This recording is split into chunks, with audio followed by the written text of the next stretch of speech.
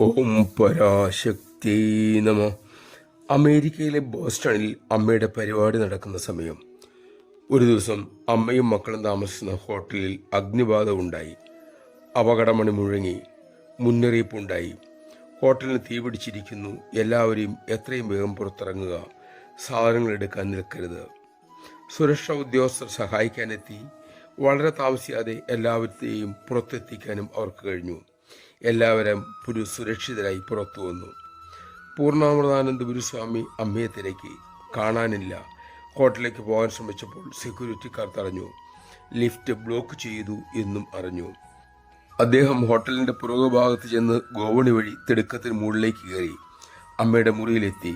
അമ്മ കസേരയിലിരുന്ന് സാവധാനത്തിൽ കത്ത് വായിക്കുന്നു. തീ പിടിച്ച വിവരം അമ്മയെ അറിയിച്ചു. അമ്മ മറുപടിയൊന്നും പറഞ്ഞില്ല. സാവധാനത്തിൽ കത്ത് വായിച്ചുകൊണ്ടേയിരുന്നു. ഉടൻ പുറത്തിറങ്ങാൻ അദ്ദേഹം പ്രാർത്ഥിച്ചു. അമ്മ സ്വാമിയുടെ മുഖത്ത് ഉറ്റുനോക്കി. മറുപടിയൊന്നും പറയാതെ വായന തുടർന്നു. അദ്ദേഹം വീണ്ടും പറഞ്ഞു.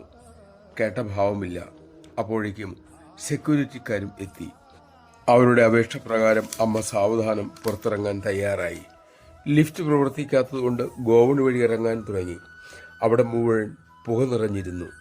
അമ്മ ഹോട്ടൽ വരാന്തയിലെത്തി. നന്നായി ചിരിക്കുന്നുമുണ്ട്. അമ്മയെ സുരക്ഷിതരാക്കാൻ ശ്രമിക്കുന്ന എല്ലാ മക്കളോടുമായി അമ്മ ശാന്തമായി ചിരിച്ചുകൊണ്ട് പറഞ്ഞു, നോ പ്രോബ്ലം. അതിനുശേഷം അമ്മ എല്ലാവരെയും ആശ്വസിപ്പിക്കാനും ആരംഭിച്ചു. അടുത്ത നിമിഷം അഗ്നിസുരക്ഷാ സേനയുടെ അനൗൺസ്മെന്റ് മുഴങ്ങി. തീ നിയന്ത്രണ വിധേയമായി. എല്ലാവർക്കും ഹോട്ടലിലേക്ക് മടങ്ങാം. നമഃശിവായ. സമസ്തവും തൻ്റെ നിയന്ത്രണത്തിലാണ് എന്നറിയാവുന്ന ഒരാൾക്ക് എന്ത് പരിഭ്രമം, എന്തുത്കണ്ഠ, എന്ത് തിടക്കം. എല്ലാം അമ്മയുടെ ഇച്ഛ എന്ന് ശീലിക്കാൻ കഴിഞ്ഞാൽ നമ്മുടെ ജീവിതം ആനന്ദപ്രദമാകും. ഉത്കണ്ഠ കുറയും. അമ്മ അതിനെ അനുഗ്രഹിക്കട്ടെ.